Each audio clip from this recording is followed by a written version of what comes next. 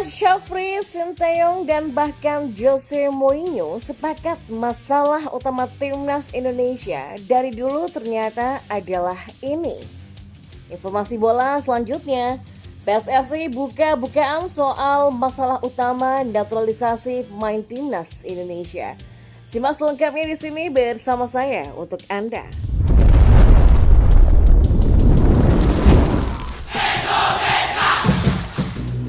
Ya, dalam sebuah kesempatan, Indra Syafri pernah mengungkapkan tentang permasalahan utama timnas Indonesia dan soal sepak bola secara umum. Seperti diketahui juga bahwa hadirnya Sinteyong yang mengasuh para skuad Garuda membawa angin segar bagi sepak bola Indonesia saat ini. Hal ini juga kemudian diungkapkan oleh Indra Syafri kepada Helmi Yahya dalam salah satu podcastnya.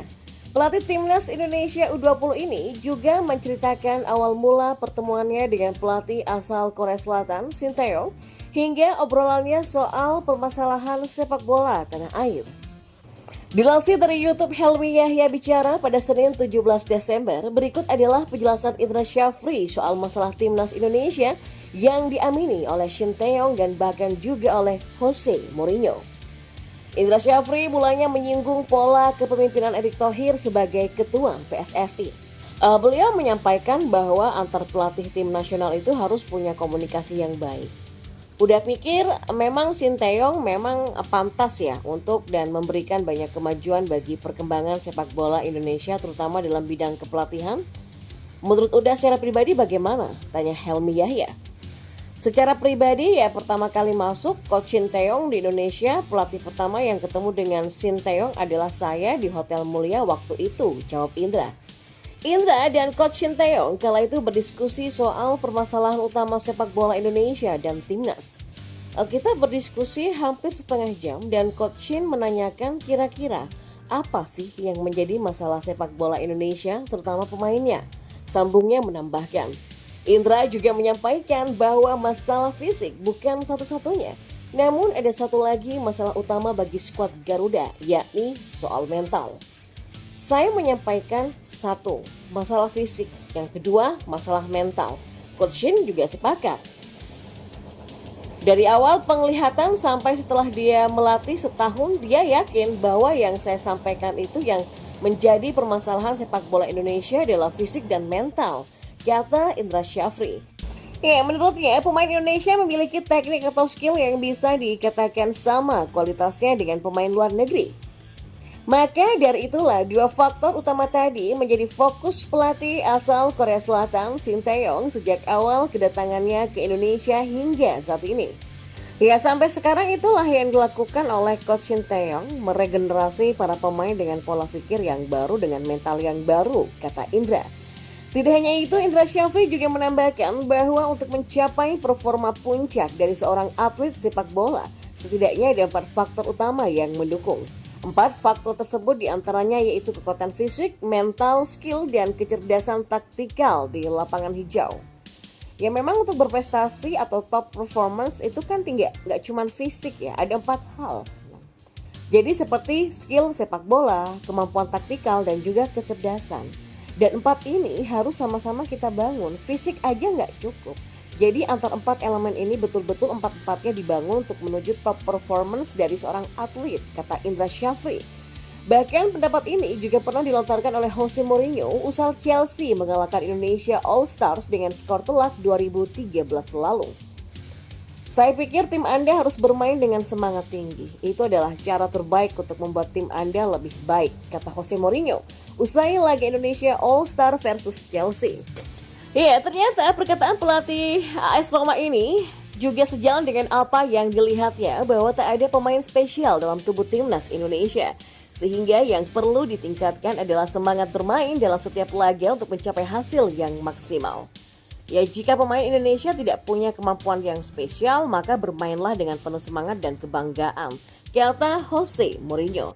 Ya, apa yang disampaikan pelatih berjuluk The Special One itu pun dirasakan oleh Sinteyong. Coach Shin juga mengungkapkan kesulitan yang dihadapi dalam melatih timnas Indonesia saat dirinya diundang dalam podcast dengan media Vietnam.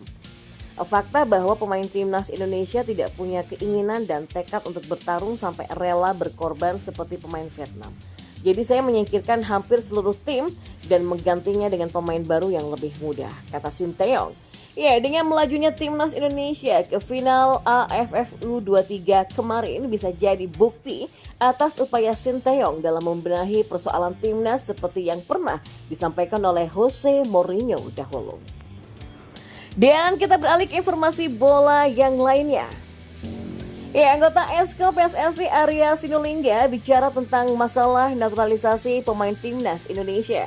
Seperti diketahui, Justin Hubner menjadi nama terbaru yang bersedia untuk membela skuad Garuda setelah resmi menjadi WNI.